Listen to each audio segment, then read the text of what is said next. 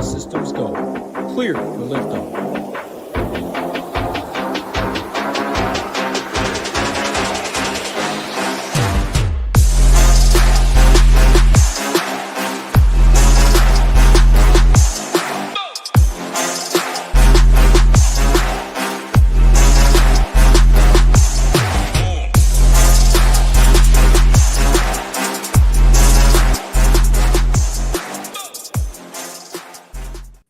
What's up, everyone? Tyler Tamboline here, a.k.a. ToeTagginTambo, back for another edition of the Main Slate Show. We got my guys Hoop Title here with me, as always, going to be breaking down all things Week 3. We'll look at the Stone on our side of things, where we can pull up game by game. We're going to look at Saber Sim, some of the builds that we're seeing over there, and then we're going to break it down from a DFS perspective. We're going to look at it from how people are playing things, leverage, ways to get different. So I appreciate you all. Make sure to hit the like and subscribe on the way in. And the quick marketing is, it's on you see it right on the overlay. We don't going to pull anything up. Week 3, you can get week 3 days for $3. So today, tonight, tomorrow, NASCAR, MLB, go to the site. Just use that code 3 for 3 on any all access monthly. I would suggest it's the starter plan, so you can see the most of Saber and the most of us. But if you are wanting to check out those contest sims, you can do that as well. It's $321 when it renews. So keep that in mind. We're pretty transparent about all the pricing. But Hoopster, another good week, man. And I think this is a fun slate. There is one standout game, which we'll get to later, but a lot of good things to talk about here. Yeah, another really good slate in terms of options, in terms of value plays, in terms of games. And we have some good games, some high-scoring games, some teams that are projected to score some points. And the one thing, though, for sure that now I'm assuming this is going to be how it is the rest of the season, but we're week 3 and the pricing is, again, extremely, extremely soft. You can play whoever you want. And, again, when you build a team, it's going to look like an all-star team. I mean, it's wild. You look at the pricing, like the highest priced quarterback on the slate is $6,800. The running backs, highest priced running back, McCaffrey, $72. Highest priced wide receiver, $8K, essentially, $8,100. Tight end, I mean, these top tight ends are like wide receiver ones, and they're $6K, $5,700. So pricing is super soft, and I'm assuming at this point that's just going to be what we have to deal with all season. I can't imagine they go ahead and drastically change things and say, all right, now the top quarterbacks are back into the 9K range. McCaffrey is now 10K. The top wide receivers are in the 9K range. Like, we haven't seen it yet. I can't imagine we are going to see it. So again, when you build these teams, they're going to look like absolute stud all-star teams. When you factor in, we have some really good cheap running backs, and we have two 4K quarterbacks in the conversation. So that's one thing that definitely stands out to me in regards to the slate. But the nice thing is there's so many options and so many different ways to go. And again, like I said, there are some really fantasy-friendly games, I'll say, on the slate. So excited to talk through it all with you guys. Yeah, that's what I'm most excited for, and it's a late swap slate too. So I'll get to title here in a second, but the chat already mentioned, we will bring it up. A lot of what people like right now might not be what you should like when it gets to the afternoon, depending on how your morning options in your lineups go. But title, kick it to you, man. What's happening? How you doing this Free Money Sunday? Oh yeah, can't be better. 13 games. What is it? Next week that starts the London stuff, so we'll be on the show and get some early action, early sweat there. But yeah, no bye weeks yet. Big slate. Multiple 4K quarterbacks in play. I mean, a lot of backup quarterbacks. The injury bug, not even a bug, I guess. It finally started to hit, but it'll lead to pretty similar roster construction. Who broke it down well? Like, no way Trey McBride should be 5'7" as the second highest tight end. Stars and scrubs. A lot of concentrated ownership when you are talking studs, like the Jamar Chases of the world.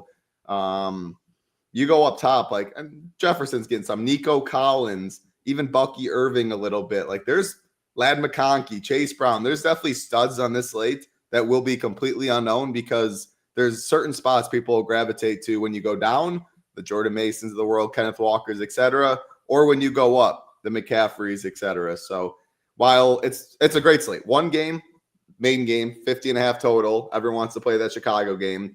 12 other games on the slate, though, and very, very concentrated and pretty easy to tell where people are going roster construction-wise, which is always good in tournaments. Yeah, we're going to go through the game by game. Stick around for that game later because I think there's a ton of talk we need to have around it. I think this conversation is going to be very important when it comes to how to late swap. And I've got a couple different angles and ideas in mind that you'll be able to apply to your lineups today, especially those that only play 1 to 20 lineups. And you can really just look at it and see it, plan for it. That's what we want to do. Quick reminder too, if you've been living under a rock, we have SHIPIT Games. You can go to shipitgames.com. We're giving away over $50,000 in cash, over $25,000 in prizes. That can only grow. We have Hoops 2-0 record going on the line today with winner number 9. On the line, winner number 9, Charles Galonia coming up against you, Hoops. So that should be interesting. And then we've got Zach Ainge, won the big shareship this week. I know he's stressing it, talking to me through the DMs and getting this thing ready to roll, but he will be playing in the 555 Millie Maker today. And that's all courtesy of SHIPIT Games. We're making sure this is going to happen all year long up to week 16. Week 17 will be when the finals start, where the 50 golden SHIPIT winners will play down to 10, where the week 1 of the playoffs, those 10 will play down for the first prize currently of $20,000 plus cash. If Zach wins the Millie today, he'll receive a cool $100,000 up front, and then $500,000 of that will go into the pool as well. So exciting times over at SHIPIT Nation. Again, you can get in for just $3 right now to check it out. Let it renew, and you'll be part of the SHIPIT Games. Hit us with the weather report title. It's already up there. What do we got today? Uh-oh, he caught me off guard because when I checked yesterday, Roth just had only yellow. So let me pull it up quick. Nothing. Nope. Green, yellow. Not even a yellow before a green. So we are all good to rock on this 13-game slate. Yeah, Hoop, I'll go to you. I talked a little bit about the late swap stuff, and that's just part of it. But outside of that, talk to us just your grand scheme overview, because that game is a standout. Like I said, when we get to it later, we'll definitely talk about different ways that you can play it. But anything else stand out to you just from an overview of the entire slate? There we go. There we go. Yeah, I was trying to pull something up. I was going backup weather guy, but title beat me to it. That's why I was on mute. I don't know. It's like the same as kind of I said in the opening. We have a couple 4K quarterbacks that changes things, I guess, like a little bit. We have cheap running backs in really, really good spots and spends at running back. So I think you're going to see a lot of 3 running back builds today on DK. I'd imagine almost everything is going to be 3 running backs. So if you're doing anything outside of that, you probably have a chance to be a little bit different in terms of roster construction. But like Kenneth Walker, Jordan Mason, like way underpriced for the role. I mean, essentially work back horses today, or work back. I mean, workhorse running backs. Workhorse running backs. Let me get that right.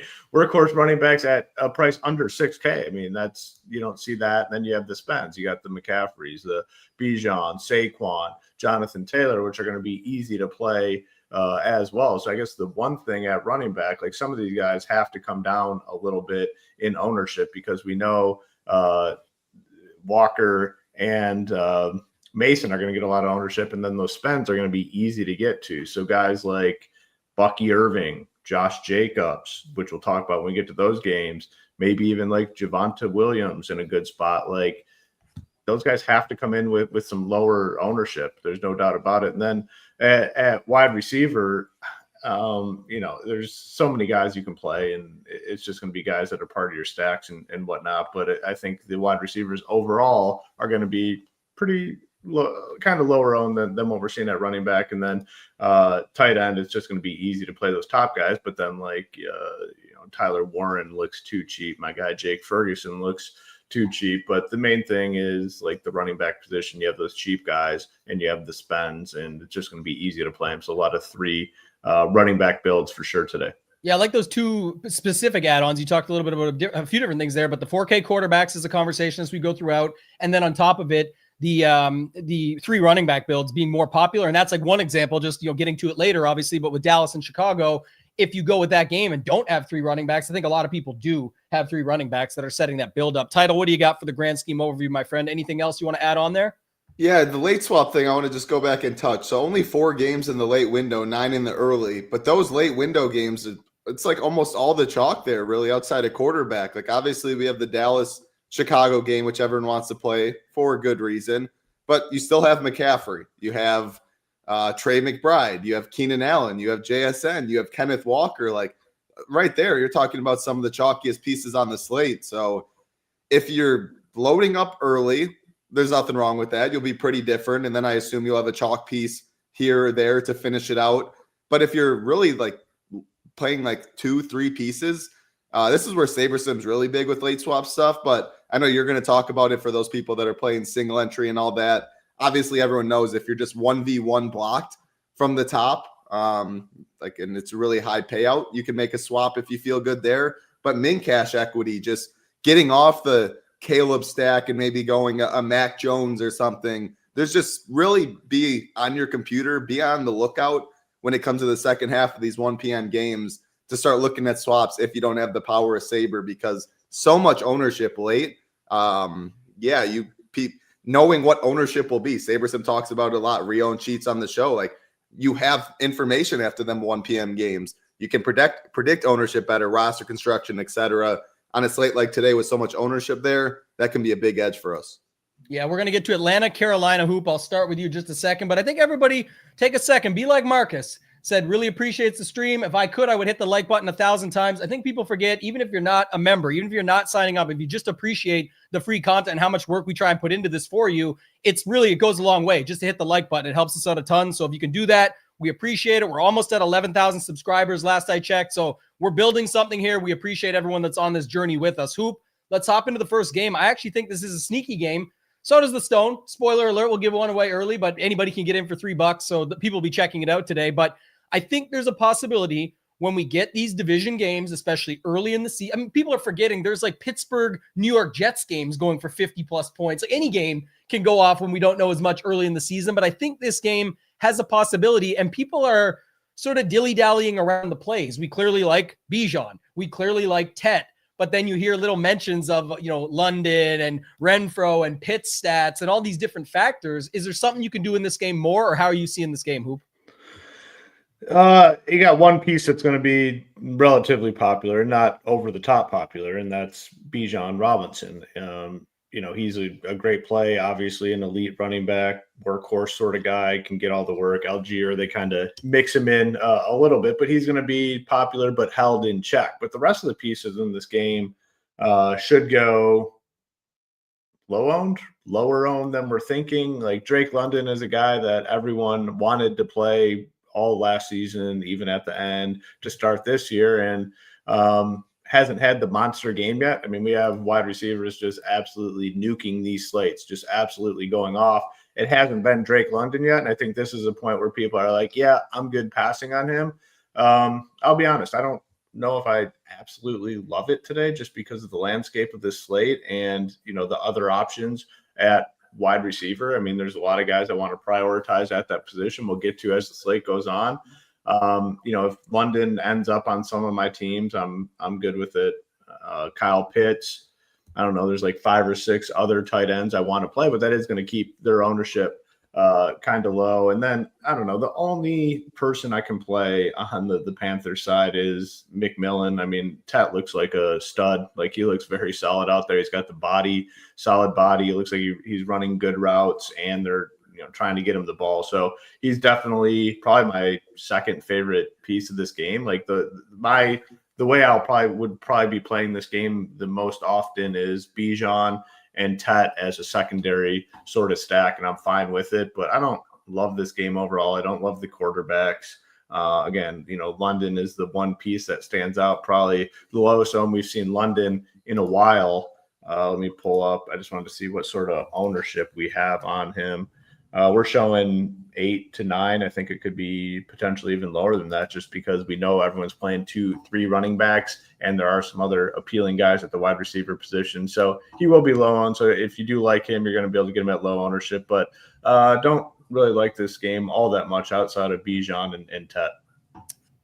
Our man Jake is back. Always appreciate his thoughts. And if you remember Jake from last season, Jake the Take, Swales, what he says rarely fails. This is a good spot here. He says it, look at this Carolina spot. That doesn't mean a blowout, though. Like, that doesn't mean that, you can't play that game. It's if Carolina can keep it closer title. I think that's my main thoughts here, because then it could be where you can get some of these pieces together. And my guy, Alex Blickle, I was talking to him the other day on the Leverage Lane show we launched this week, and he was talking about week 1, where everyone wanted London, Igbuka secondary stacks, and ended up being a super high popular combination. But it's kind of like at 6K, London, you can get away with them for sure, but there's just so many options this week where you would almost want London in a game, like some sort of stack that goes with this game, whether it's, you go Bryce Young, Tet, somebody else with London, or if you wanted to go Penix, Bijan, London, and then run it back with Tet. Like if you really want to get after this game, that's the way I think you go about it with some of them options. Otherwise, I think you could go to Bijan, Tet, move on, something like that. What's your thoughts on this one? Yeah, I don't see myself really getting to this game plenty as far as stacks. I got Bijan, London, Tet, so no hot takes there. But when playing London, I mean, you're leveraging off of Bijan, which is roughly 25%. The worry is, just Carolina can't move the football. Why wouldn't the Falcons not pound the ball 40 times? I mean, they're clearly fine giving Algier the ball and Bijan to split those carries. But, man, just looking at, London 6K. If you told me coming in the year, London 6K against the Panthers, and he's less than 10% owned, I'm going to force myself to play him. So, my initial script, I got less than I wanted. I'm manually bumping it just because I see leverage off of more popular running back, a great matchup. It's just the nature of the slate. We have all the money. It just he's a name people aren't going to click. So I'm going to try to find those spots that have clear 100-yard, 2+ touchdown upside. And then, Tet's a grown man. Tet's probably the best way to play London because London maybe gets there. The game's closer. Tet keeps it closer, so he gets there. Or maybe just the Falcons jump out 21-0, but London had 2 of those, and Tet has to play catch-up. So just one of those 3, 2 of those 3 is how I'm playing this game. Yeah, I got a little more interest in this game than it sounds like both of you do, but I think just because the possibility of it, and the other thing is, it's typically a bad play, but the Kyle Pitts stuff, 3,900, it's probably more that I set it up like a secondary with Pitts cutting into McMillan while also cutting into Bijan. I just use Pitts because it's a onesie position and you got to fill it. But I don't mind some stacks with this game. So if anybody who has the site and is on my slate plan, you'll see it's just off the board. My main 5 setups of my quarterbacks doesn't include Young or Penix. But if I was going to another game, this is the one I just have that feeling about. So I'll definitely be thinking there. Shout out to Totally Not the FBI. That's a nice name there. We appreciate that. Not the FBI. Said first live stream, Tambo or my sub, talking about how to build the process. This is our classic one, Hoop, that we've talked about since day one, every other site. Trust the process. And you're like, which one? Never showed me how to build, just told me who the winners were and the picks and the plays. It's we got to look through and think about a slate as a whole and play the game. I always use chess, but it's definitely a game that we're playing. It doesn't, you could delete a lot of the names, use the stone, use Saber Sim, still put it all together. And that's kind of been our vision from day one, I think, Hoop.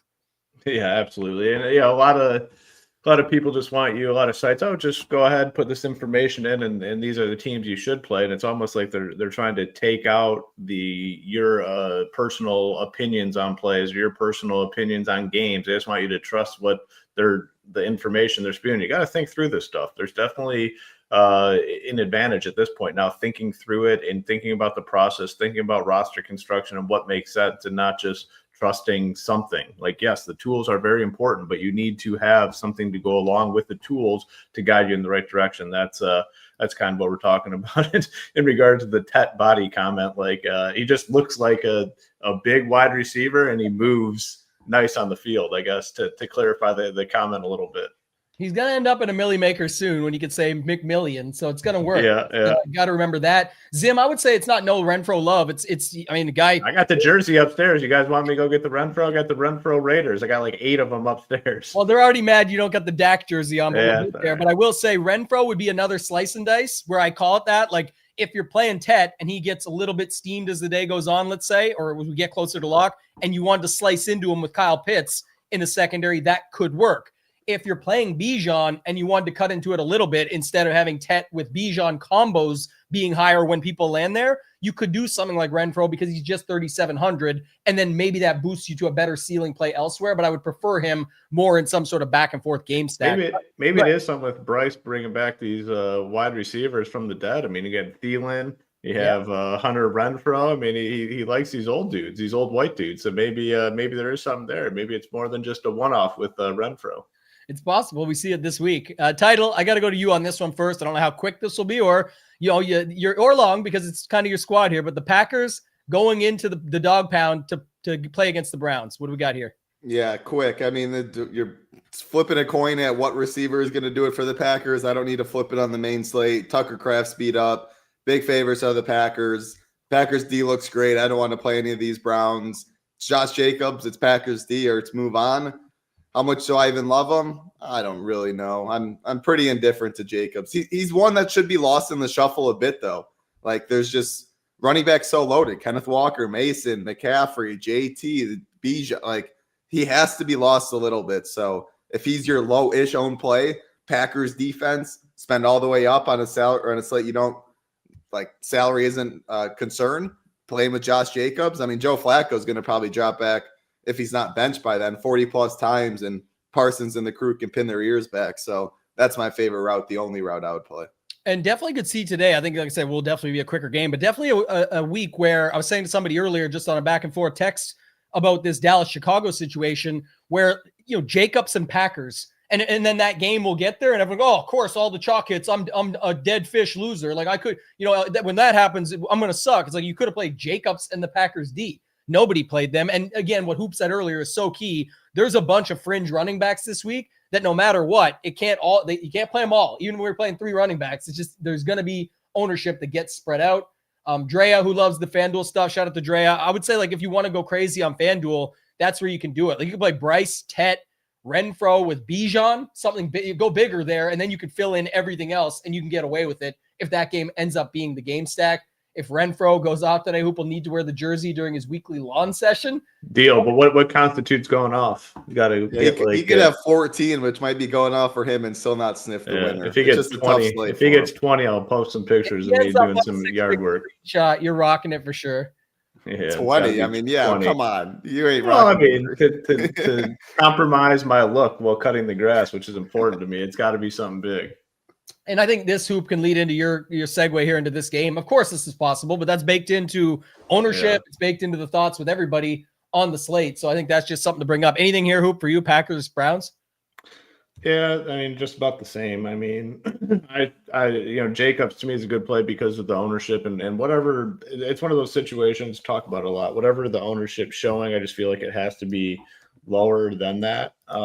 We're showing 9. I wouldn't be surprised if it's like 6% owned or something. Yeah. So in that case where you got a team projected to score 25, favored by 7-ish, like, yeah, I'm going to be interested in the running back, but not much else. It's like funny seeing these guys on.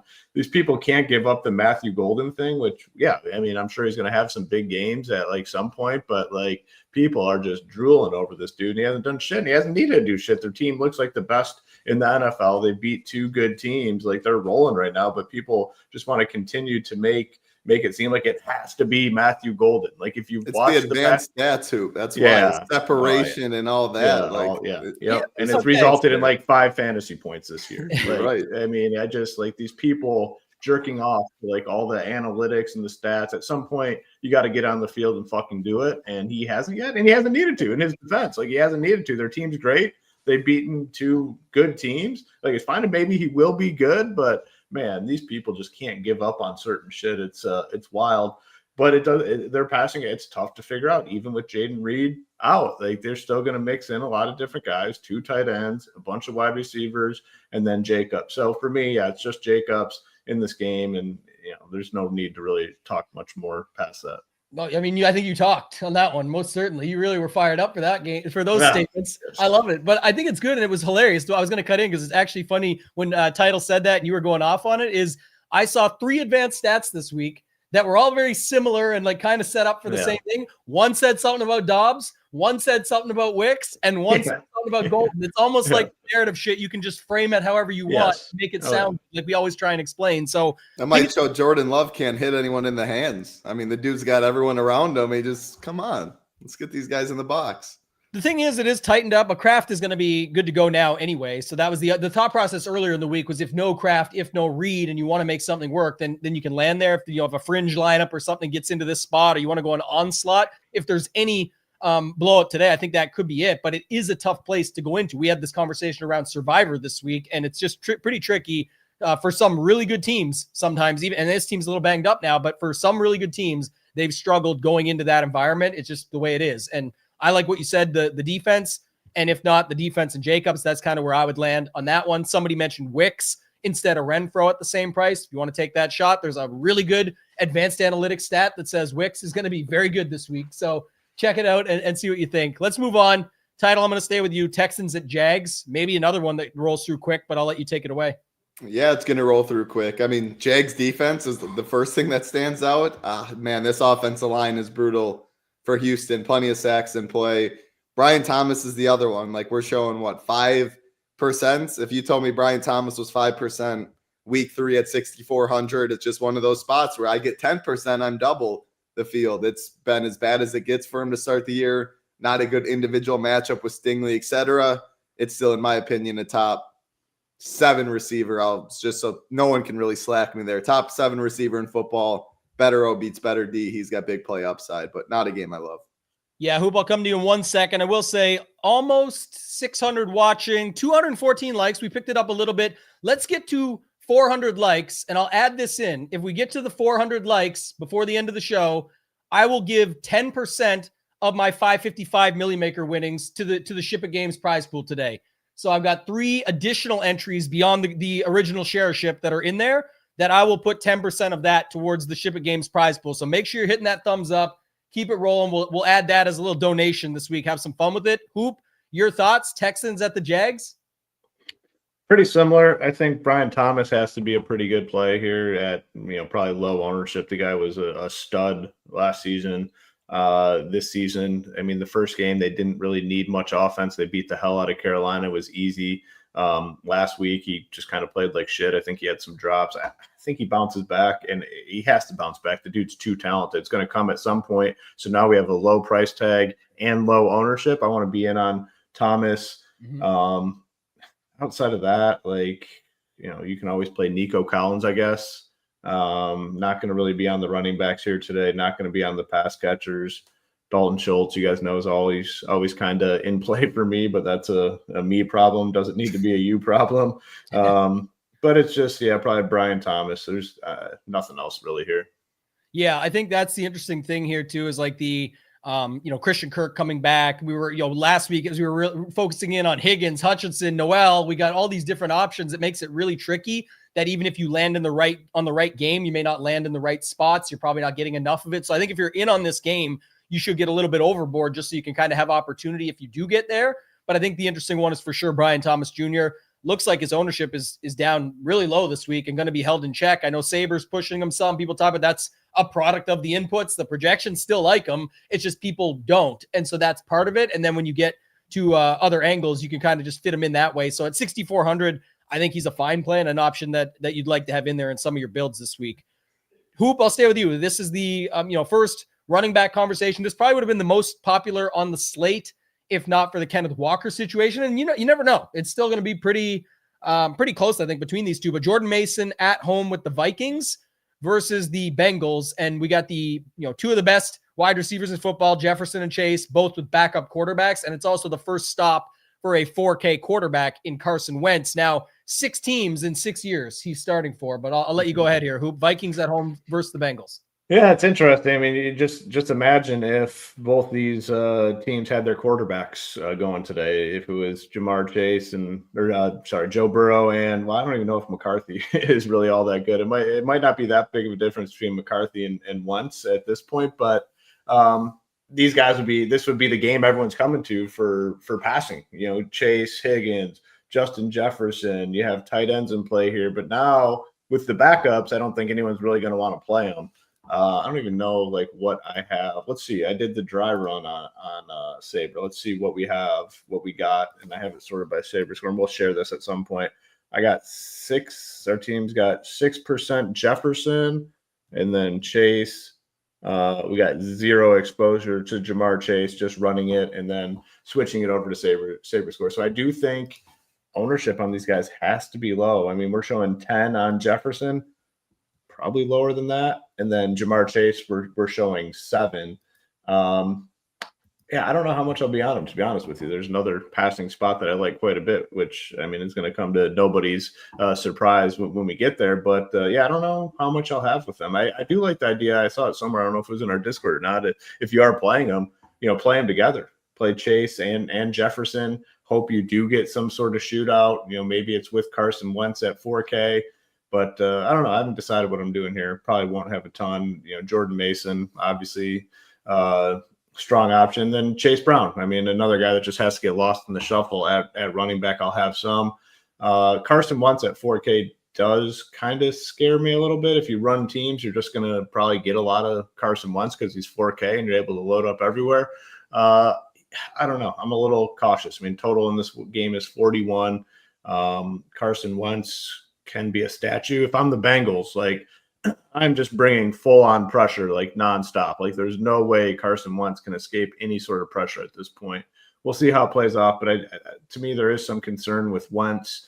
Probably has to beat Mariota straight up since they're both 4K, and I don't even know if he has the ability to do that, and he is going to get some ownership. So I don't know. I guess I'm kind of lost on this one, so I'm curious to see what you guys say. But Jordan Mason is the clear play here. He'll be massively owned, probably a little less owned than if we don't get that Kenneth Walker news, which we obviously got kind of with Charbonnet out. A little more competition for cheap running back now, but either way, Mason's a phenomenal play. Yeah, and they called up Akers. Of course, he's back with the Vikings. There's actually another, what am I thinking of? Former Ram that I'm going to talk about later, but we'll get to that. But this is a spot I think is a really interesting title, and I think for me, just out of the gates, the first thoughts are Wentz is another. So what we talk about Mason's ownership getting held in check. This is not being held in check. I mean, it could be 30%, but I'm saying like versus what it could have been if there was no Walker situation that came up, and now Walker kind of took that over. They both could come in close, but the Mariota thing definitely took over. Like people, if Wentz was going to be the guy at 4K, people are like, well, wait, now I can get Mariota more mobile, whatever. But really, that's an interesting spot later too. So I'm going to talk more on that when we get there. But I think the most interesting thing here is like you and I always talk about it in your line, there's levels to it. And I then took it to the penthouse analogy of like, to me, it's like just clear thoughts. Jamar Chase is $100 more than Lamb. Jamar Chase can beat Lamb. I don't care what quarterback's associated with him. He had a huge game last week. Lamb could just not be the way it works out. It just could, there's a chance if you're looking to beat that game, this would be the way to try and get after it. So I would immediately look at this spot as Wentz, Jefferson, move off Mason, go to Chase on the other side and pop in Javonte Williams, which is just a little bit more money than Mason. And people want, how does that even work? Well, if you're not playing Lamb, where do those points go? How do you make this game maximize the spot and be sneaky and move up? So I'm looking at a quick little 4-man core of Wentz, Jefferson, Chase, Javonte, and then fill it out from there. And you're not on Mason, you're not on Lamb, and you're getting the difference from where those Lamb points go while Chase beats him. But what's your thoughts on this spot, Title? I love it. That's really good. I hope a lot of the people like are listening to your thought process there. It's not just Jefferson's going for 180 today, Javonte's doing that. Like things have to make sense. Mm-hmm. And that's the game we play. And that all makes total sense. Now, like on paper, if I'm trying to like know the game, I don't love Wentz at 4K. He has a 205 passing prop, a 10.5 rushing prop on a slate where we're not starved for value by any means. Like I definitely prefer Mariota. With all that said, yeah, it makes sense. My favorite route for sure is chalk Mason and Vikings defense. Like I've seen enough of this Bengals offensive line. It doesn't matter who's back there, like Burrow, Browning. Like I feel bad for these guys. They have zero time in the pocket. And in like return, that hurts Chase because his downfield routes, Higgins, all of that, etc. Mason Vikings for sure. Yeah, I love Jefferson. I love Chase. I'll be playing them probably more so as one-offs, just hoping they catch a bomb. But if there was quarterbacks I trusted in this game, this is the clear pivot. In a dome, two pretty bad defenses. Like this game could outscore the Chicago game for sure, but I really struggle. Like I can't play Chase Brown. He has no holes. Running back's too loaded. It would just be Chase. It would just be Jefferson. My favorite route is Mason Vikings, though. And yeah, it's chalky pairing, but I don't know how many go to the Vikings defense, and I really like it at home. Another thing you could do with that build, I might even put it in another Millie Maker, but another thing you could do with that build is add Bill. That Bill, if you add him in, because you're basically playing Wentz over Mariota as well. That's the next level to it again. Like you're just looking again, it all has to come through, but that's what people forget. Like you're not seeing us run back and victory lap every exact play. We talk about all these different games and almost everybody gets talked about. I could piece together the best YouTube clip ever on Monday of we mentioned all these good things. And look, it was the Millie Maker winning lineup. It's not that. It's if you're right. It's not how often you're right. Like Title says, how often you win when you are right. This thought process makes sense for that build. Will that be the build that you need? I don't know. And that's why sometimes people can play one really good lineup process-wise, but it doesn't win for them, Hoop. And then they're, that's what they think, oh, never have any luck. Or it's like, well, you did play good. There's so many combinations, so many lineups out there that can get there. So anything else you have to add on this one? If not, you could take us into the next. It's Steelers at the Patriots. Probably defenses. Yeah, not a ton here. Yeah, definitely can play the defenses. Jalen Warren, I do like quite a bit at 5,500. There's been good talk around him, and another guy that kind of has to get lost in the shuffle a little bit because we'd have two really cheap running backs right around him. Jordan Mason's right there, and Kenneth Walker, and Warren is what, he's 5,500 on DK. We're showing ownership at 11%. I bet it could be lower than that. And he had some good talk coming from Aaron Rodgers about wanting to get him more involved. And Rodgers has sway with these teams. So I'm very interested in him, but that's probably it on the Steelers side. And then on the Patriots side, I know people are looking at Drake May. The problem is it's like, man, who do you really want to pair him with? It makes it pretty difficult. So really in this game, it's going to be defenses and Jalen Warren, and I'm good there. Like, I'm not going to really play too much else. Yeah. And what was I going to say too? Yeah, I saw this too. Darisaw, that was something I was thinking about earlier in the week, because when I saw that news, that was interesting as well for Minnesota, just back on that previous spot. But good to go from what I saw last night. So yeah, good call out there. Title, we're on Steelers at the Patriots. Anything you got with this one, or anything you want to talk about here? Yeah, no, sorry, I had to run to the bathroom.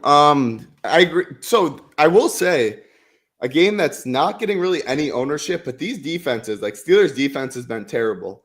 Patriots defense has been pretty lackluster too. I heard the Jalen Warren stuff. Sorry, I'm like out of breath. I was running up the stairs and trying to come back down.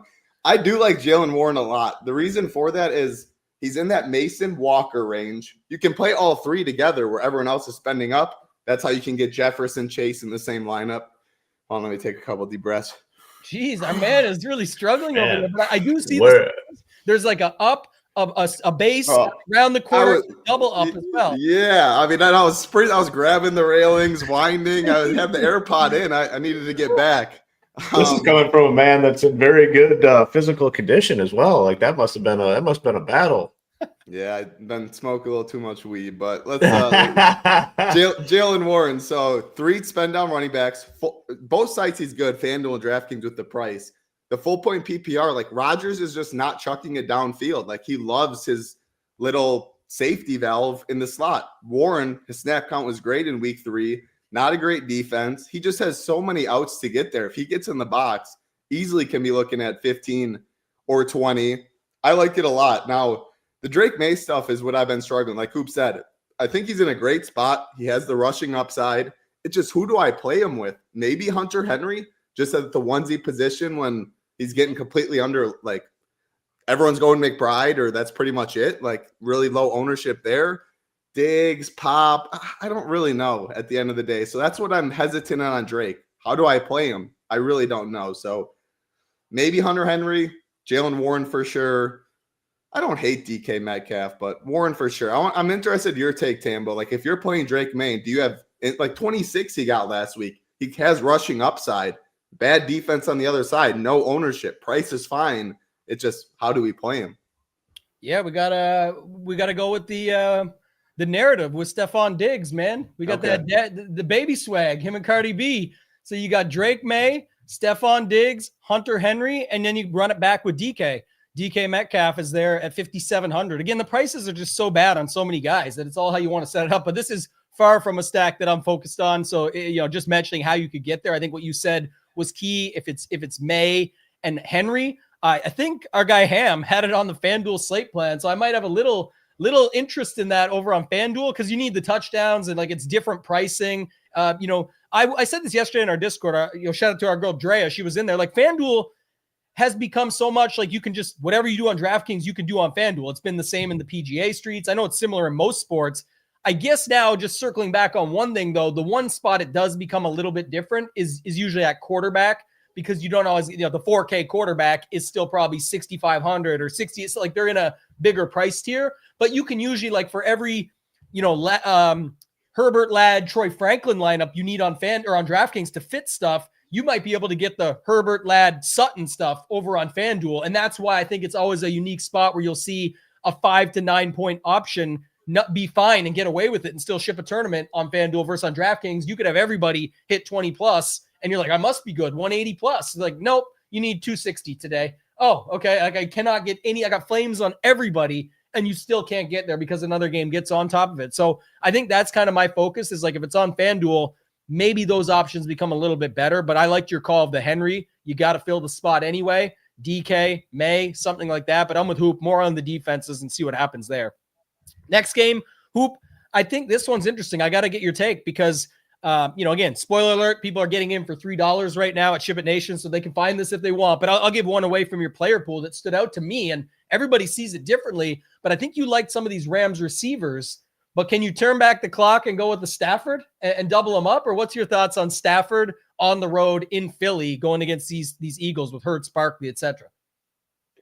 So the one thing with Stafford, I mean, he's just going to pepper his guys, and it's Puka and it's Devonta Adams, but it's an interesting situation. A lot of times in the past where we've seen a quarterback in this sort of situation where he has two guys, and those are the only two guys he's throwing to, the quarterback shows up when these guys go off. But with Stafford, it's unique where he's not showing up as a guy that you need in fantasy like whatsoever. So I'm fine to continue to play those guys without Stafford like whatsoever. I mean, any quarterback that just is peppering guys, like a lot of times he'll still mix it into other dudes. With Stafford, it's going to those two guys, and that is it. So all his activity is those two guys, but you haven't needed him, and that's how it's been in the past with Stafford as well. So I'm fine just playing those pass catchers. Puka, I think, is a phenomenal. I mean, just so safe. Like, I don't know, if you're playing a spend up wide receiver in cash games or something, if it works. I don't know what the exact cash build is today, but Puka to me is just the guy. And then Devonta Adams still cheap, like I don't know, like 6,200. He had the massive game last week for 25 fantasy points. He's going to have big games this season. Like, these guys are going to go back and forth. They can do it together as well. They can both have big games. It's just a unique situation. I mean, Puka 26, 27 fantasy points. Adams had 25. So you got 50 fantasy points between those two. And then, like, what did Stafford do last week? It's like basically he got 18 fantasy points. That is crazy when you think about it. You had wide receiver get 26, the other guy get 25, and then the quarterback gets 18 fantasy points. It's just wild to think. So just going to continue to play those guys. I am interested in the Eagles stuff a little bit. Now, I mean, I'm going to continue to play A.J. Brown. Like, he is a stud wide receiver. Has done nothing this year. He is going to have a nuke game at some point. Cheapest price, low owned. Like, I'm in on him. Like, Jalen Hurts, the Eagles offense, we talked about it. I don't know if it was last week on the show or at some point. It's like they're fine winning these ugly sort of games. We've talked about it with the Chiefs where they're good just taking an ugly win. They've already proven themselves. Same with the Eagles. They got the win last week. They've proven themselves with the Super Bowl win. So I don't know. Like, I'm going to be on this passing attack a little bit. And the nice thing is it's not going to take much to get there. Like, in terms of overweight on the field, Hurts is getting like no ownership.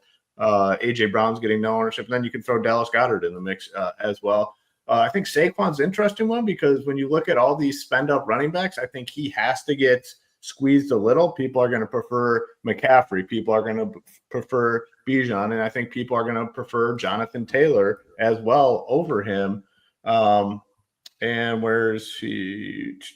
We're showing 14%. Like, so those other guys are probably in the 20s. He's only 14. I'm interested. And I do think they're going to probably still go for it, the tush push stuff, but maybe they second guess it a little bit, knowing that the eyes are going to be on that false start because they're clearly false starting on those plays. Like, when you slow it down, there's no doubt about it.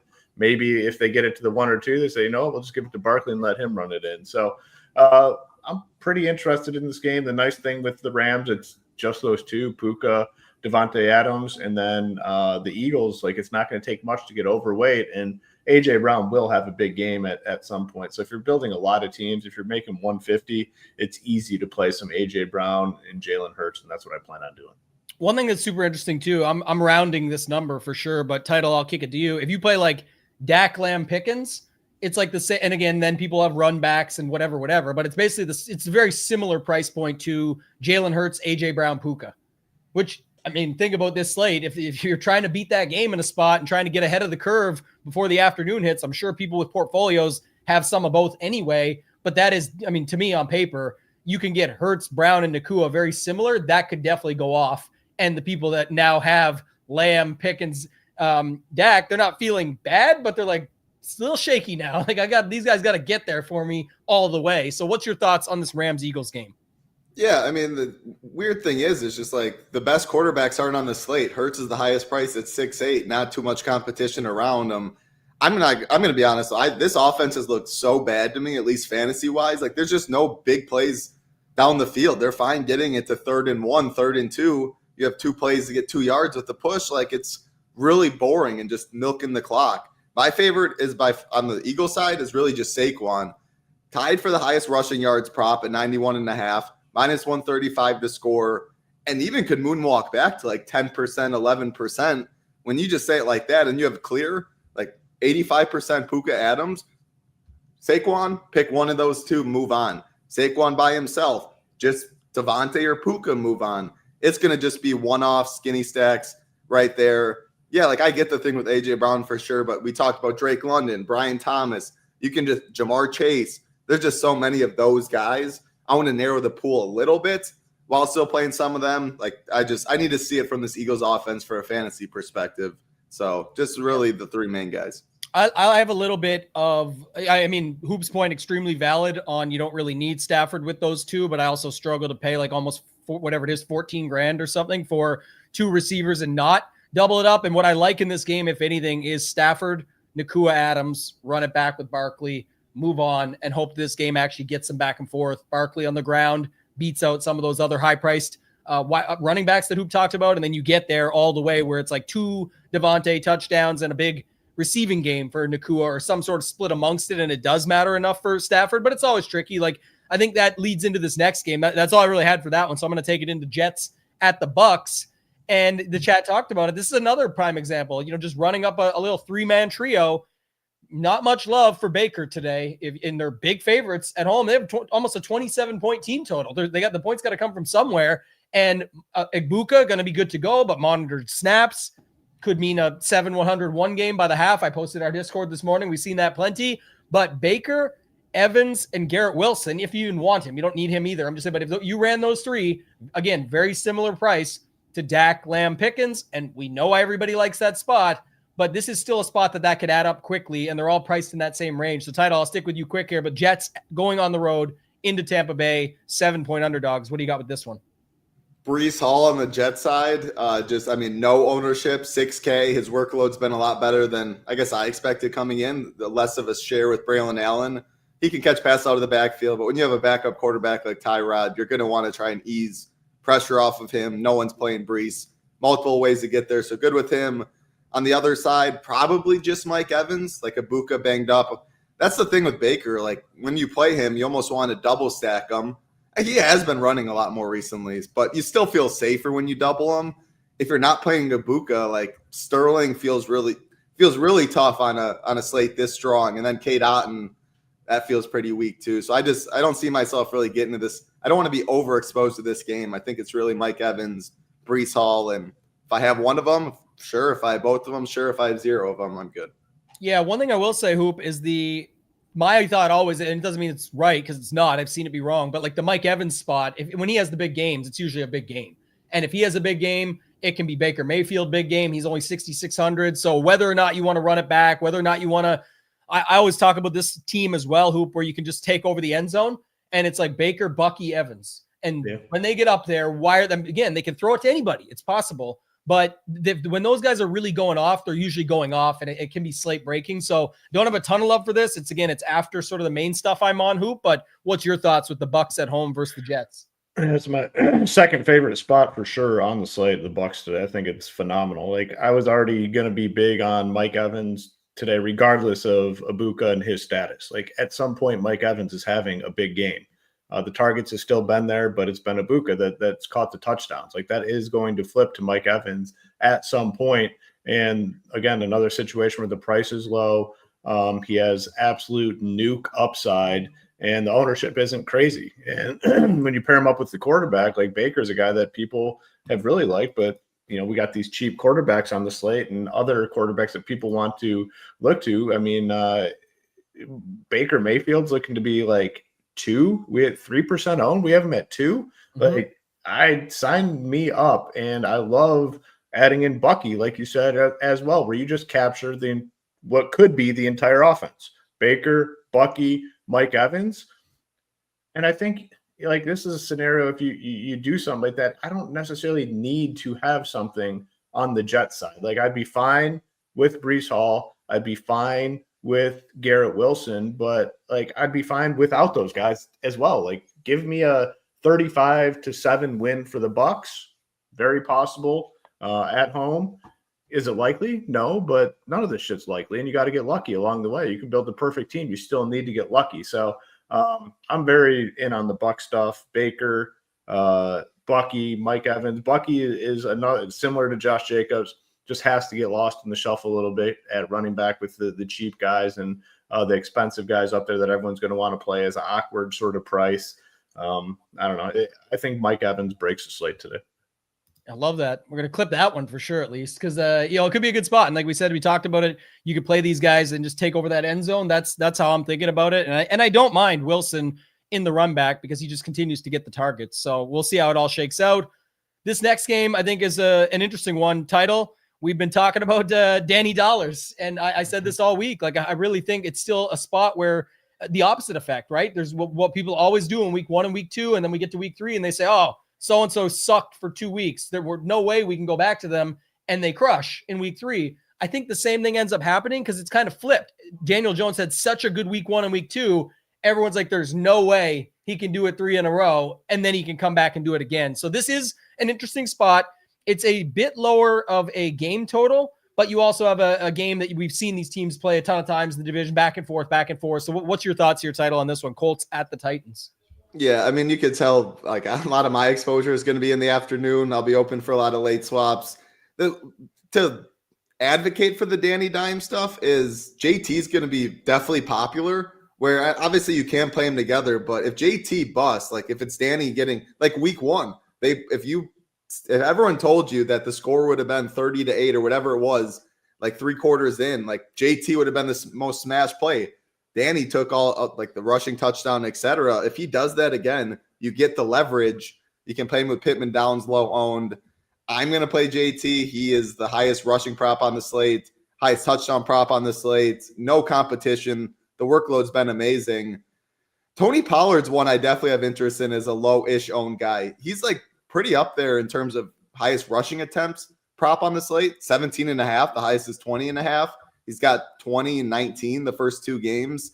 No competition because Tajee Spears is still hurt. I like Tyler Warren a lot too, so I can go Warren Pollard, JT Pollard. I'm fine playing just an individual piece there. Outside of Warren, Taylor, Pollard, it really would just be like a Pittman or Ridley. I don't love it though. I really don't. Colts defense, anyone playing Cam Ward and the Titans, you can always stream the defense too, but mainly Warren and both running backs.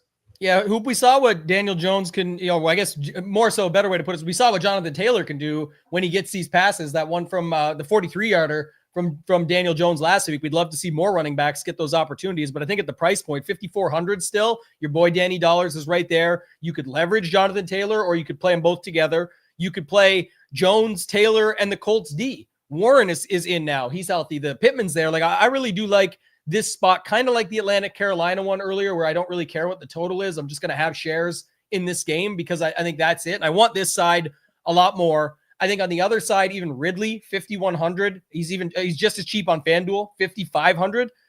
We've seen A.O. Manor, the Canadian.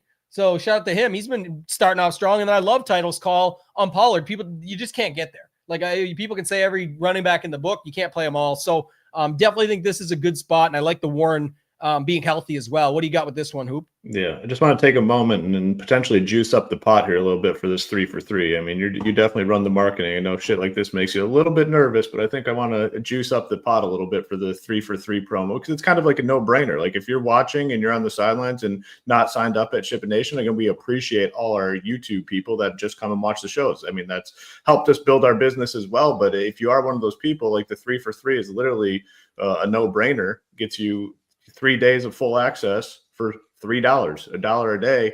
Our content overall is obviously very affordable, the most affordable in the industry. And we've said that from day one and pride ourselves. So what I want to do is anyone that signs up for the 3 for 3, we'll select one person and grant them an annual all access. How does that sound, Tambo? You like that idea? Annual NFL All Access. They'll get in no matter what? Yeah. Yep. So we'll pick one person. We'll announce it on the show tomorrow. So anyone that signs up today during the show or leading into tomorrow, we'll announce it on the Monday Night Football show, Ravens, Lions breakdown. And we'll give away the $349 SaberSim package through Super Bowl. Includes everything for the entire NFL season and includes college football and everything that comes with that as well. And you're in SHIPIT games for the entire season as well. You like that idea? I love that idea. Yeah, of course. Yeah. Santa hoop. Yeah. Santa no, hoop. I mean, really, the 3 for 3 is a no-brainer, but I know some people already got to push them even further. I mean, the 3 for 3, if you're watching this and you're not signed up, you should automatically just go sign up for the 3 for 3. It literally makes no sense, even if you're at another site. Like, okay, I'd try it for $1 a day. You can't get anything for $1 a day now. I mean, literally, what can you get for $1 a day? Literally nothing. Like, there's nothing that comes to mind. So, should be a no-brainer. We'll select a winner and we'll announce it on tomorrow's show. You get the all-access football package, includes college football all the way through. So give yourself a chance. We're both clicking it. He hangs out with me, man. We gotta in. When you talk to Tambo every day, it's like, man, like these ideas start floating in your head. Yeah, that's right. We got it covered, man. We appreciate you, and that's the main thing. Like you said, no. If you've ever used this code, you're eligible. You're already in. Yeah. So everyone that signed up when me and Title gave them the secret code. I don't know if you listened to the Cash Show, but we told them the best time would have been Friday night at 6 p.m. Eastern, right before baseball locks, and then that gets you all the way through Monday Night Football. Now, still a really good time and an even better time because you have the chance to win the full-on football package all the way through. So it's a no-brainer. Just go sign up, join us. It's going to be a good time, and you definitely won't regret it. I mean, all of us, no matter what income level you're at, have spent money in a dumb way. $3 though, that's impossible to say that's a dumb purchase. So join us, you'll love it. In regards to the Colts Titans, I think this could be a sneaky one, and it's not because of the being right on Danny Dollars to start the season, but like he's doing things out there and he has pieces. So there's a lot of different ways you can go with this. Obviously, Jonathan Taylor, I think it's a phenomenal play. No competition for work whatsoever. They're willing to give him unlimited carries, unlimited action, and he's a little bit cheaper than those expensive running backs. So if you need an extra $500, $600, $700, like you can go to him, and I don't think you're really losing out on that much. If you do the passing stuff with Danny Dollars, you got Tyler Warren, you got Pittman, you got Downs, even throw Pierce into the mix. Pierce, they give random deep looks to, and he's converted some of those plays. Let's see. He's getting action out there and he's cheap. And then like on the other side with the Titans, there's guys. I like Title's Colin Pollard. He's another guy. He's a workhorse, like no competition. And he's 5,700. Will get lost in the shuffle a little bit at the position. You got Ridley, you got Io Manor. Is that how you pronounce it? Io Manor. And then Chig is a fine tight end option. So there's a lot of different pieces outside of Taylor. Pretty unowned, I'd say. I mean, everything's just about unowned outside of Jonathan Taylor in this game. And you have, I think, 8 viable pieces. So this is a game that, to me, is sneaky. So I kind of like it a little bit. And I'll add, too, we talk about this week after week, and it applies to a bunch of different games. Usually we can do this anytime, but I will say this is a game where you can see it sped up pretty quickly, right? If Jonathan Taylor gets a fast one in early, or if they hit Pierce for a bomb, and all of a sudden we get this back and forth. It could be the first time we see Cam Ward shine too. I mean, everyone wants to see something special out of him. It's what you said earlier, Hoop, with these other guys, that they try and make things happen. It can take time, but at least with a quarterback, we get to see them weekly. Like they're getting the ball, stuff can happen. You can start to see it. We saw a resurgence from Russell Wilson last week. That's an old guy, but just to say, like, anything can happen on any given week. If there was a sneaky spot to see something like this, I think this would be the game. Let's move on. We talked about Mariota a ton earlier, Hoop, so I'll go to him now with you. We've got Commanders at home versus the Raiders. 4K Mariota. I think tons of the high-stakes stuff, whatever his ownership shows, I just think it goes up a little bit in that because people will just start piling in all the best options with him. But give me your thoughts on Mariota 4K if you want to stack this game up and some other different ways you can play this game, because I think there is some interesting spots here for sure. Yeah, so Mariota at 4K, obviously going to be very popular. I mean, we already have soft pricing. You plug in a 4K quarterback in, the options are unlimited in terms of what you can do with roster construction, and people are going to have all different ways of playing Mariota. So then it comes down to, in tournaments, what can you do tournament-wise to maybe be a little bit different than the field? I think it's very easy. I think the answer is very simple. Pair him with a pass catcher, because I think a lot of people probably play him naked, to be honest, because they think he's going to be, similar to Jaden Daniels and running all over the field. I think there's a chance he's way more pass heavy. We could see. So for me, the first thing is, and it's easy, is to pair him with the pass catcher, McLaurin, Deebo Samuel, Zach Ertz. You got 3 solid options there. So I'm going to be in on Mariota, but probably looking to pair him. And then you could even take it a step further, because a lot of people will probably stop there and not have any sort of run back. If they do run it back, it's probably Bowers. But I'm fine with Jacoby Myers. Like, if you want a cheap wide receiver, Trey Tucker, like, he has big play upside. The Thornton guy as well. So there's ways to play this game. Genty is a tough click for me today. They haven't given him the full work. They claim they're going to get him more, but it's like, it's a 2-step thing. Not only do you need him to get more work, you need him to produce at a high level as well, because we have a lot of very, very good running backs today. So it's not like you're saying, all right, I just need this guy to do something. It's, hey, I need this guy to get more work and then do something pretty brilliant with the work that he's getting. So I am a little bit worried with him. I just prefer those other guys like way more. Josh Jacobs, who's already going to be low owned. Bucky Irving, who's already going to be relatively low owned. I don't think I want to take on the Genty stuff today. But yeah, for me, yeah, I'm in on the Mariota stuff, but probably looking to pair him with pass catchers, where I think others just play him naked. And then I don't mind the run backs if you're looking to get into this game a little deeper. Obviously, Bowers is one that everyone's going to go to, but you got Myers, Tucker, and Thornton as options, and Tucker and Thornton should be very, very low owned. Yeah, Title, I got 3 ways to play this game, and it is the first way that Hoop mentioned for sure, the Mariota stacks, with Deebo, Terry, run it back with Bowers, Genty, Myers, whatever you want to do. I think if you want to stack it, stack it. The other thought is to play Bill and just play him. He's 5,500 on both sites, by the way. So on FanDuel, probably more enticed to do so just because he's 5,500. And obviously, unfortunately for Eckler, the injury and everything they've got going on there. But if you want to do that, they are home favorites. It is still the Raiders. I think there's a possibility there.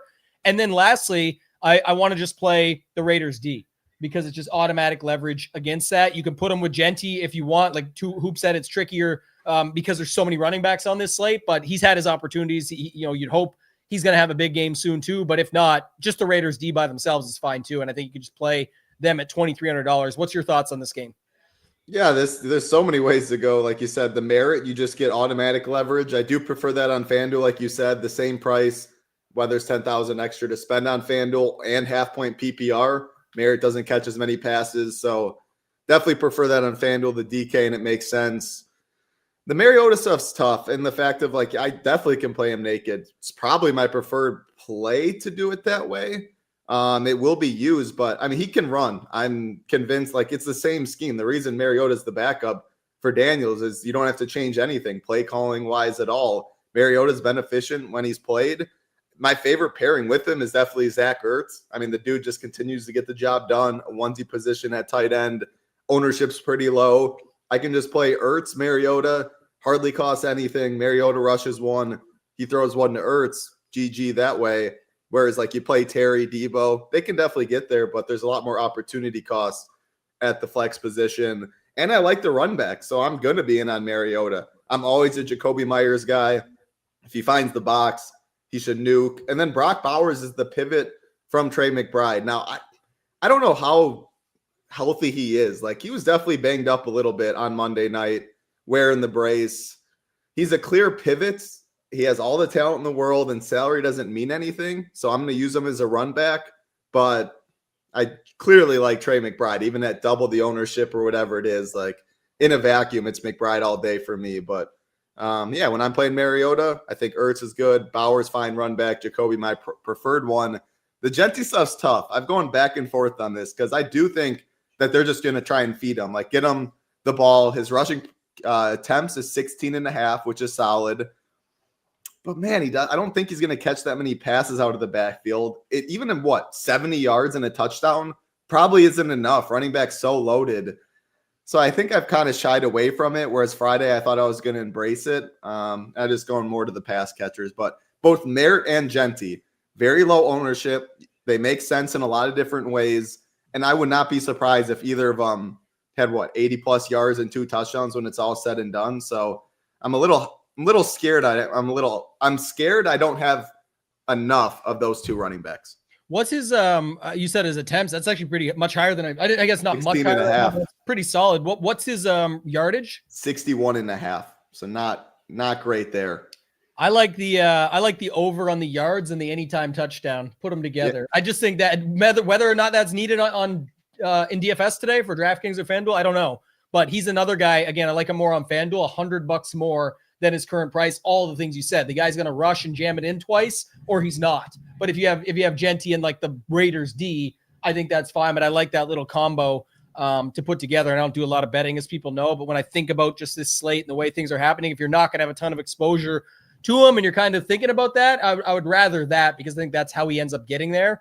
Maybe 2 touchdowns on the ground. The week 1 Javonte Williams fall in the box type stuff possible as well. But I definitely think he's somewhat interesting from that perspective. Just so many running backs on this slate. Almost over, well, now over 750 watching. We're pushing towards 350 likes. Remember, the other giveaway that we're doing, Hoop just mentioned, if you get it in for the 3 days for $3, you're going to go into a draw, which we'll announce tomorrow for our home teams. The Ravens and the Lions are facing off. So that's going to be a fun show tomorrow. We're going to be giving away a $349 all access with SaberSim NFL football, college football package. But the other thing is, if we get to 400 likes, so take a second to hit that thumbs up button, I'm going to give away 10% of my 555 million makers. And I've added another one on the show that I'm going to work on after outside of it. So there's going to be a good opportunity there to boost the SHIPIT Games prize pool as well. All right. Afternoon games. We got 4 games to go here, boys. Let's run through this. First one up, title, I'm going to stay with you, is Broncos at the Chargers. And again, late swap opportunity, as I've always called it. This is going to be your opportunity to late swap if you are on the Bears and the Cowboys, which we'll get to soon. But then you'll have to go to different places if other stuff busts, or you should probably do that. So what do you think here at the Chargers at home against the Broncos? Yeah, you said it. You should be doing that. What your exposures and stuff look like prior to 1 o'clock could look a lot different at 425 with all the different options and ownership going to be in these late games. But this is a clear game you can go to pivot that's going to be lower owned, but I already love it a lot. Like, I'm going to continue to play Justin Herbert. The dude looks phenomenal. He's using his legs. They're throwing the ball a ton. The rushing games look pretty concerning, I guess, to start the year. And he has so many options. Keenan's the one getting played, and rightfully so at that price. But I'll play Ladd McConkey as a pivot. No one wants to play QJ now. Quentin Johnson, I know I shit on him in week 1, but he's like 2% now on the okay, I'll play Quentin Johnson today. He clearly has the upside. And then you get to run it back. Do you want to run it back with Cortland Sutton? Do you want to run it back with the 4K Troy Franklin? There's just so many ways to go about this game.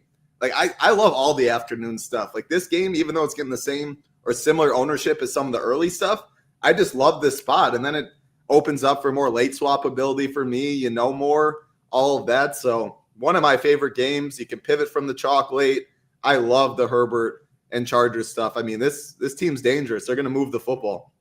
Yeah, Hoop, what do you think of this one here? Herbert at home. We got Ladd. We got a really cheap Keenan Allen. QJ, 2 touchdowns already to start the season. Everyone said, we found it on the last setup there. He had a bunch of touchdowns last year and dropped a bunch too. So, the guy has the capability, but people are talking about the coverage. And then you've got Sutton, Franklin, options on the other side. How do you see this one playing out? Yeah, I think we've all taken our shots at Quentin Johnson, and it's been pretty easy because the dude couldn't catch a fucking football. So, an easy target in regards to just giving him shit. Well, that's kind of turned around a little bit this year where he's catching the football and now he's catching touchdowns. So, very valuable for DFS. I am fully aligned with whatever title just said. Exact same thoughts. Love Herbert. I'm going to keep playing him. Ownership at quarterback always gets spread out. We have 4K quarterbacks on the slate. It probably gets spread out even more today. Herbert is, a little more expensive relative to the slate. Like, these price tags on quarterbacks are still way too cheap, but 6,200. Like, I am fully in on Herbert, and like, you can play it in a variety of ways. Ladd, Keenan, Quentin. You can do stack one of them. You can stack two of them, and you have run backs on the other side. And it's Sutton and Troy Franklin, I think, are great plays. And to me, that's all you really need to do in this game. I'm not interested in the running backs. I'm not interested in the tight ends. I'm interested in Herbert and the pass catchers. And if you're playing a lot of teams, you can mix and match in a variety of ways. Love the spot, though. Yeah, I think this is a spot that a lot of others are high on, but it's going to be, again, a late swap conversation that people have to figure out later on. I've heard some people go to the Bo Nix side of it, and that's fine. I like the Herbert side quite a bit more. I think it's Herbert with two of those three of Ladd, Keenan, Quentin, and then you can run it back with Sutton, Franklin. You don't have to run it back at all. Whatever you want to do here, I think this is a really interesting spot, and one that, you know, a lot of late swaps can be made easy here where they kind of just fit the same as what I talked about earlier. Like Herbert, Ladd, and Franklin is less than what you're going to get to a Caleb, Rome, and Land. Like you can get to it in pretty much any way possible. So watch what happens in the morning and then think about it from there. And also the Knicks side, the only reason it's somewhat interesting is because it's a bet on the other side going a bit crazier. So if Herbert and Ladd and those guys are getting there, you got to think it's something that the Broncos are doing to push it. So that could be another way to get different as well. Like I know Keenan, someone mentioned it in the chat, is he moonwalking back a little bit based on all the cheap running backs popping in? Yeah, shout out to our guy Newens there. And shout out to our guy DGen. That's a DGenism, moonwalking backwards. So always thinking about him. This is the thought I was having was that's part of it. But even if he does keep the same steam or the same ownership as he's kind of in that middle teens range, you could go Nix, Sutton, Franklin, have Keenan on the other side and get there that way, and then fill it out with the running backs that you want. If that ends up being what's needed, that could be another way you see it happen on this slate. So I like that. Like the pivot of the pivot of the pivot is the Broncos, and they clearly have upside. Like Bo Nix is good. So like, yeah, I like that, Tambo. If you really need to get to the top, or like you're live, but you're drawing thin, like, and then people go the Herbert, Caleb, Dak, like no one will go the Bo Nix, and he has that upside. So I like it. I think that's a good way to go. Yeah. And if you get there with whatever that looks like, then you can kind of think about that other Cowboys Bears game, if that's where you want to be. But I don't hate being in this spot as well. So let's move on. We got 3 games to go. We got the Saints at the Seahawks. Hoop, I'll start with you on this one. Kenneth Walker, obviously, you know, the play that everybody wants to move to. The JSN stuff, they announced it just while we were live on the show. It was already expected anyway, but they announced the reason was flu-like symptoms and going to be good to roll, full go. So we'll see how that plays out, but I'm not changing any thoughts around JSN based on that. We've seen it a million times. It's, you know, these guys play through heavy duty injuries. Sometimes, you know, a sickness isn't going to cost them much. So we'll have to see, but the interesting stuff's on the other side too. We got Juwan Johnson, Olave, by the way, getting a ton of targets, just hasn't paid it off, but 5,200, I think he's 11 and 12 targets or something back-to-back weeks. They just got to chuck it. So where are you at with this game, Hoop? Saints at the Seahawks. Yeah, not all targets are equal. And when you have Spencer Rattler throwing you the football, those targets are a lot less valuable. To me, it's more like secondary stack stuff. If you are looking to stack, I'm not going to like primary stack this one. I don't want to play Darnold or Rattler, but Kenneth Walker obviously is a phenomenal play. A lot of questions in the Discord around JSN. Are you changing anything? Nope. For me, I'm on the same page as Tambo, just rolling it out there. These guys, even if they are sick, they're going to have the best medicine for 4 hours where they're not going to feel sick, and they're just going to get out there and do their thing. So totally fine going with him. And then Juwan Johnson's probably the only guy I'm playing on the Saints side. Maybe some Shaheed. I mean, he gets bombs, like they throw bombs to him. So if he converts one, maybe it's good enough if they're trailing. But no primary stuff here in terms of stacking. More individual plays, and then fine with like a secondary sort of thing if you want to go like Walker, JSN, and Juwan Johnson, fine with that. But those are the 3 primary, and I think they're all solid options in their own regard.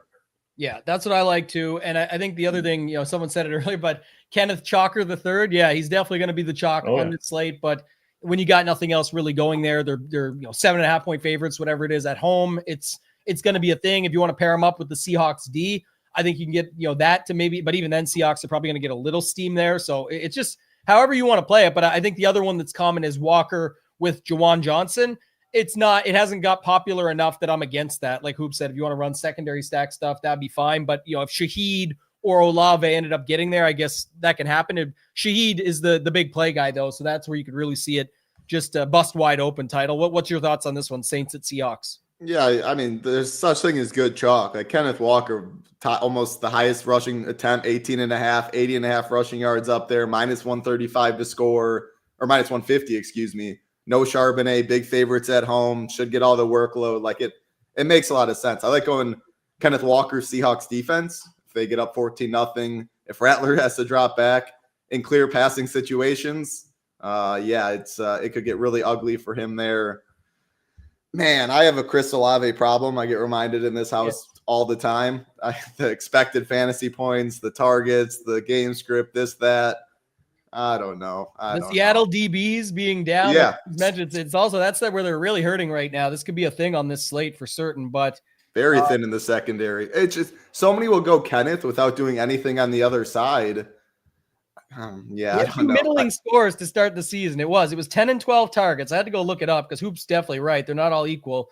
54 yards in both games, 6 and 7 catches on 10 and 12. That tells you how those balls are being thrown most likely. But 11 and 12 fantasy points. He also spent half the first game in the medical tent, it seemed like. So maybe he would have had like 15, 16 if he wasn't off the field so much. You got to factor that in too, by the way, about this guy. Like, is he going to stay on the field? But yes, definitely a thought process there for sure. Yeah, although like I'm definitely not playing Spencer Rattler. If I play him at all this year, I don't know what I'm doing. Darnold, it's really just JSN, Kenneth Walker, Seahawks D, and then one of Olave and Jawan Johnson if you want it. But it's my least favorite game by far in the afternoon outside of the clear chalk two pieces in terms of stacking, or like if I had to overstack a game. The last thing I'll say, I mentioned earlier, I was going to talk about a former Ram, is Cooper Kupp at 5,000. It's like Hoops Evans versus Igbuka thing. This has nothing to do with JSN having the flu. I don't care. I'll have a ton of JSN. You could stack it up. You can move off Walker with Darnold, JSN, Kupp, and have a Shaheed or something on the other side and hope that this is the game that does what we talked about. But I guess my point would be Kupp at 5K just has to be a good leverage play. He might be 10 times less owned than JSN, and he's probably definitely 10 times less owned at a different position, mind you, than the $5,800 Walker. So if you just want to get a guy that could just rack up 6 to 8 catches and get a touchdown, definitely think it's possible. And at 5K, it's not the worst. So I'd be fine with him as that, even if it's just a one-off in your lineups. We'll save Cowboys Bears because it's the biggest talking point in the entire slate, Hoop, and we will go to the Cardinals at the 49ers as the second last game on this slate. It starts the same time as the Cowboys Bears, so it's just how it reads. But let's go to the Cardinals at the 49ers first and tell me what you're thinking here. I guess this is the one spot with some sort of injury news that we're still waiting on, and it's Juwan Jennings. Hasn't practiced all week, officially questionable, but really hasn't been practicing all that much throughout the season. So to me, it seems like a true 50-50 spot. And I mean, if you are banking on him being out, like Pearsall looks to be in a very, very good spot, and maybe you just play him either way. Mac Jones looked fine last week. I think, I'm not going to play him at quarterback just because of, some of the other situations and the quarterbacks I like more. McCaffrey is, probably RB1 regardless of what happens with Jennings. But if Jennings is out, it's certainly a boost to McCaffrey where he could just get a ton of targets and ton of receptions. So hard to really look to guys outside of that, but McCaffrey, Pearsall, totally fine. And then if Jennings is in, I don't mind playing him. Should be pretty low owned. On the other side, McBride is definitely the top tight end on the slate. Title's talked about it a couple times. I think he's in a phenomenal spot. Kyler, yeah, maybe a little bit, but I don't know. I mean, I'm fine with all those individual pieces. I don't know how much stacking I'll really have in this one. I'm not going to play Mac Jones. Might play a little bit of Kyler, but it would probably be like, just the obvious way to play Kyler in this game. Kyler, McBride, and then McCaffrey on the other side. So nothing too crazy for me in this one. Buddy busting out the raps too. Kyler, McBride, him on the other side. We're getting there. Hoop's really picking it up. Marketing, one-liners, rhyming. This is getting good. The schemes are solid. Title, your thoughts? This is another late swap opportunity for sure. Just the natural piece that it's literally at the same time. But I mean, there has to be something that's possible here. We're waiting on the last piece of injury news, like Hoop said. You've got CMC. You've got Kyler, Marv, McBride on the other side. Like you can do something like that. So lots of different options to go on this slate with the 4 afternoon games. But I think this one is also somewhat interesting. What do you got with this one? Yeah, I don't know. I'm hoping that I'm in a good spot where I can play a lot of that Cowboys game. We're looking at a 40 4.5 total. It just feels like it's hard to see this game. Like you talk about the speeding up, the JT one play, boom, this, that. It feels harder to see on both sides here. Like Marv isn't that type of guy. Connor and Benson are mixing and matching in. I do like McCaffrey a lot, but like Jawan Pearsall, they're not just the biggest. Mac Jones going to air it out. So I do worry this game plays a little slower. So I like it more mini stack wise.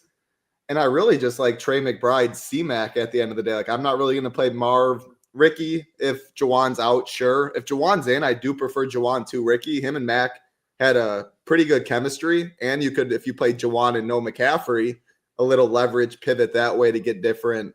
It's not a game, though. I clearly like the Cowboys game, and then I clearly like the Chargers game as my pivot there. I even like Bo Nix stuff over both of these quarterbacks if I have to stack it that way. So really just McBride and McCaffrey, two very, very strong plays, but I'm not going to have too much after that. Hoop, I just found the craziest Baker Mayfield lineup. I was building it on the show as we talked through everything. It's definitely solid for the 555 milli when I'm not maxed out like other guys. So that could be huge.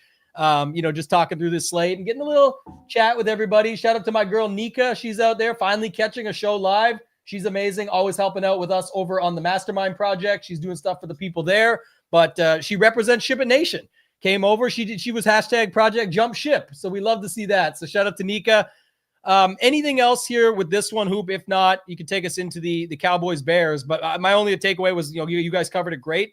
It was just the McBride CMC thing. Even with ownership, I'm fine with that secondary stack just because pricing's bad. So if you're doing it with the same lineup as everybody else is running it with, then yes, it becomes a bit more of a problem. But you're talking about 60 potential plus points sitting between those two. I don't really care what the ownership is. If two guys, buddy got a stair climber in the back. Watch how long it takes him to get up these stairs. Man, he was chugging up the first. Now I see what Title's talking about. He still hasn't appeared. Is he hiding? Is he hiding after the first flight? Is there a secondary place you can go, Title, or is he just sitting in the corner right now? I don't know. I'll go check. I didn't know who was going up. Maybe they're playing a little morning session of hide and seek or something. They went up, yeah. I don't know. He's already upstairs. Oh, man. Hit that thing, man. He just put a pedal to the metal when he got to the middle. He heard maybe he did the army crawl to avoid being on camera. Yeah, maybe. See him, yeah. All right. It's a lot of stairs, though. I mean, I got to get on the treadmill, like our girl Kim said. You are right. Just the weights. This is what everybody's been waiting for, right? Dre just brought it up. What is the way to get minis that is different? We'll talk about that. We'll talk about how to get different with the game as a whole. We're going there in just 1 second. The last thing I was going to say is I think Pearsall's fine either way because if Jennings has done nothing all week, so if you just want to go with him, it's fine. But I like Kyler, Marv, McBride, and most will have it with McCaffrey, which makes a ton of sense, obviously. But if you wanted to get a little bit different and just use the passing game there, that would leave all your running back spots open to not only use them up, which we know there's tons of good running backs, but potentially spend up at those, because while McBride is a more expensive tight end, you have Kyler who's right in the similar range. Marv's $300 more than Odunze and those guys, and Pearsall's in that same range. Basically, Marv and Ricky are like the same as Odunze and Pickens, give or take, like a few bucks, and then you move some of the other stuff around. So, the chat always likes Kendrick Bourne. If Jennings is out, we got some other things there, and he could be fine too either way, but I prefer Pearsall if I'm picking one. All right, Hoop, let's get to this Cowboys-Bears game. It's what everybody's been waiting for. What are the ways to get different with this game? I got a couple planned out, but I think people want to know, one of the things Alex and I talked about the other day was when people just run Lamb and Odunze and say, at least I got a piece of that game. It's like, yeah, you do, but if they actually do what they're going to do, you probably don't have anything. And sorry, got to have breaking news when we get this, just as we're on it, literally. Jawan Jennings ruled out. Jawan Jennings won't play, so we just stayed on that game. Coach Sav in the chat. I got the notifications as usual. So just a quick breaking spot on that. Jennings is out. Anything you want to add on there, Hoop? I know we just hit on it, but just in case. Yeah, I mean, it's got to be a pretty substantial boost to Ricky Pearsall and Christian McCaffrey. I mean, if you were doubting McCaffrey at all, he's going to get a boost out of this. And then Pearsall as well gets a massive boost. I mean, the competition for Ricky Pearsall at the wide receiver position, based on what I'm seeing, is Kendrick Bourne, our old friend Marquez Valdez-Scantling, and Sky Moore. So, if they're passing the ball, I mean, what percentage of their passes go to McCaffrey or Pierce? So it's got to be a very, very high number based on what they're going to have out there to go along with the offense. So big boost, I'd say, to those guys.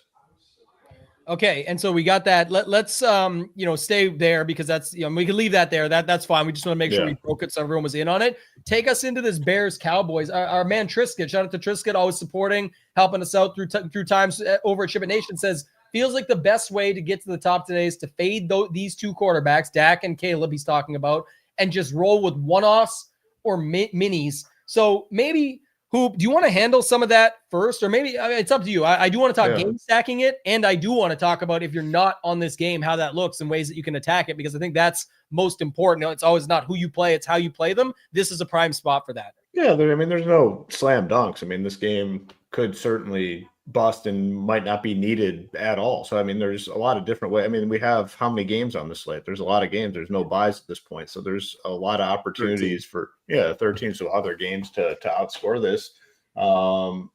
And for me, I'm just going to be in on it above the field. And I guess it is the one thing that is not disappointing, but it's like, this isn't like one of those Dallas spots where nobody's on it. Like we've attacked those Dallas spots where nobody's on it.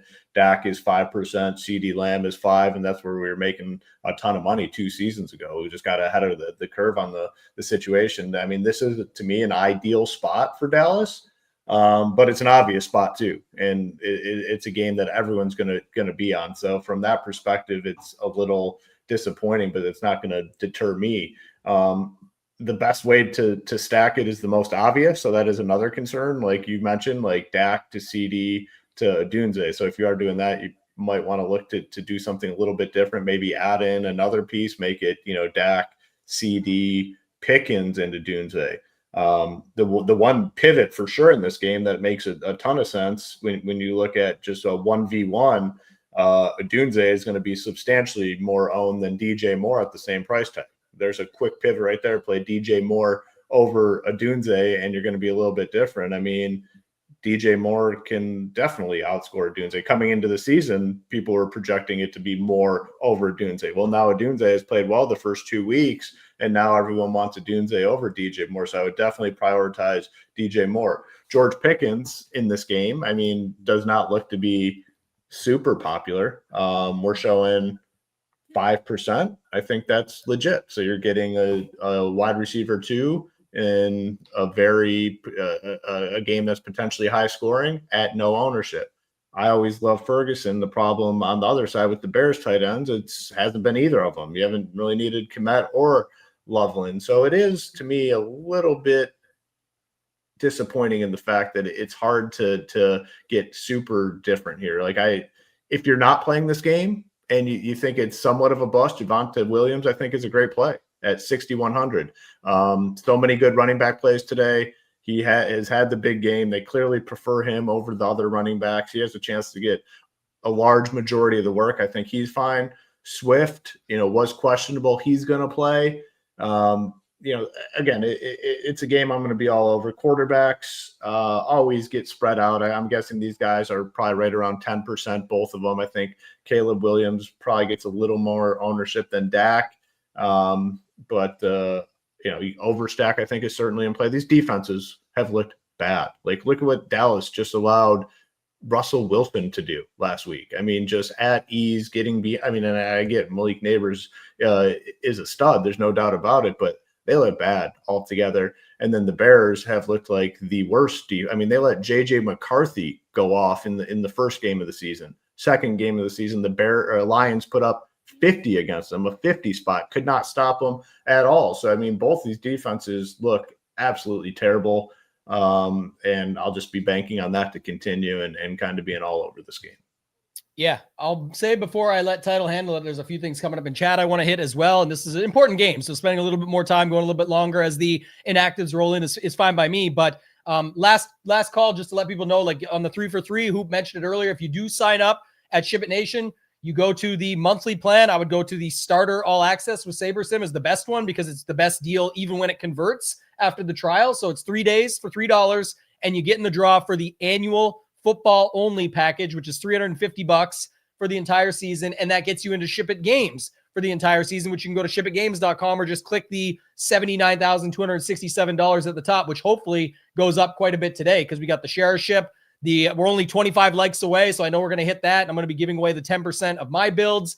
Lots of different things going on over at the Nation, but the ones for me, Title, and then I'll let you have your own takes, of course, but like struggle with this. Obviously, they could each catch a touchdown, but the minute those two start doing more and coming closer, doing more, DJ more, the minute they do more and get closer to their ceiling score that you actually require, then that's more Dak or more Caleb that it results in. That's more game stacks that override you.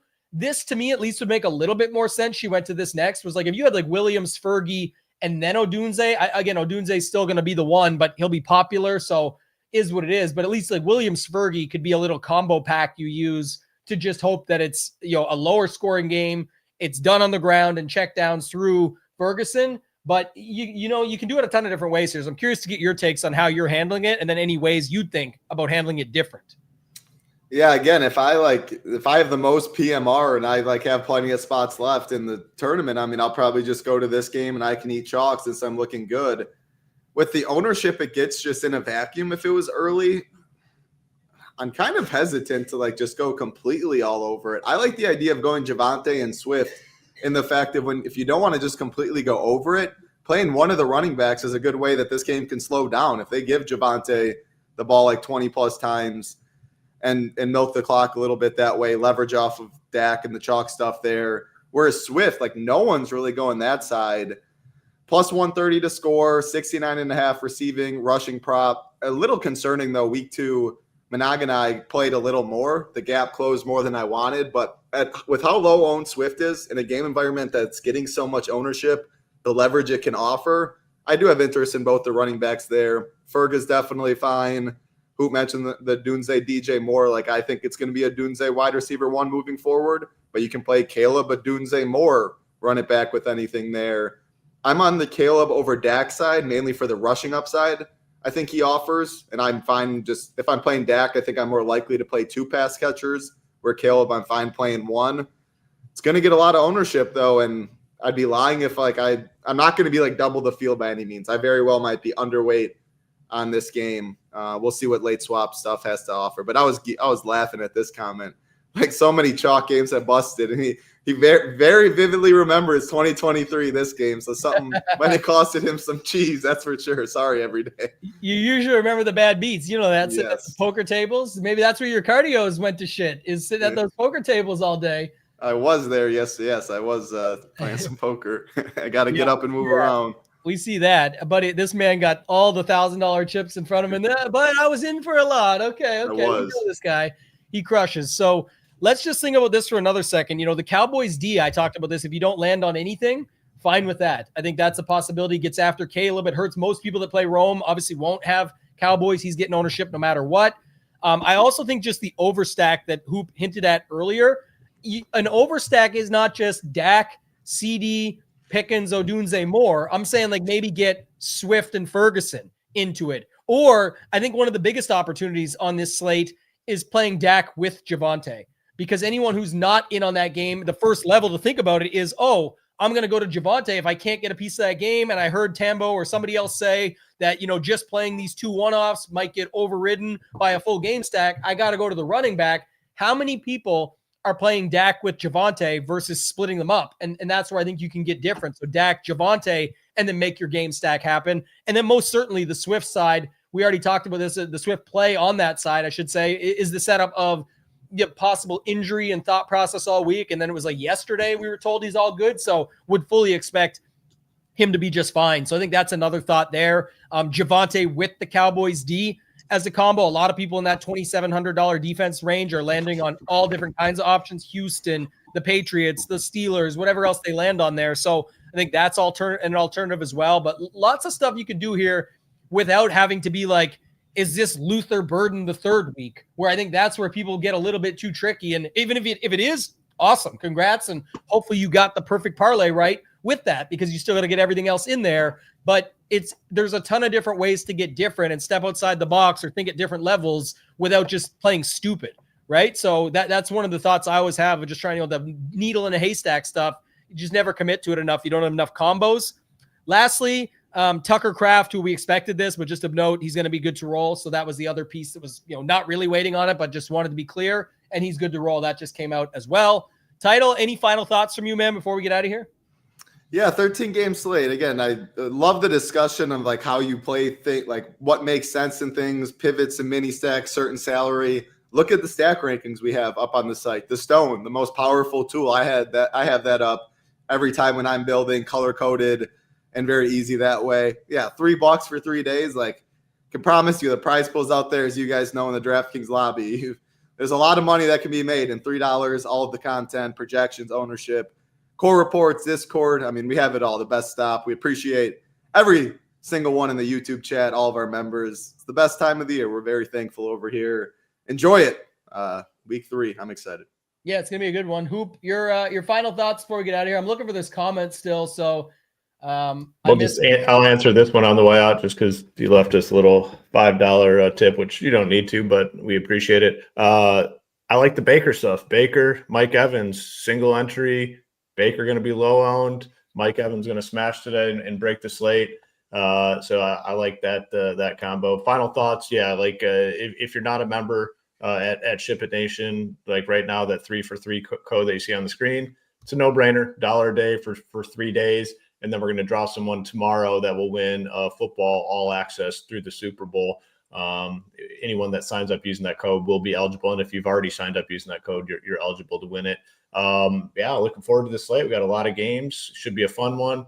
And as always, let's get those SHIPIT Nation logos up to the top of the leaderboard. I think it's going to be the day that we see some big boy stuff. So let's have a big day, and good luck to everyone out there.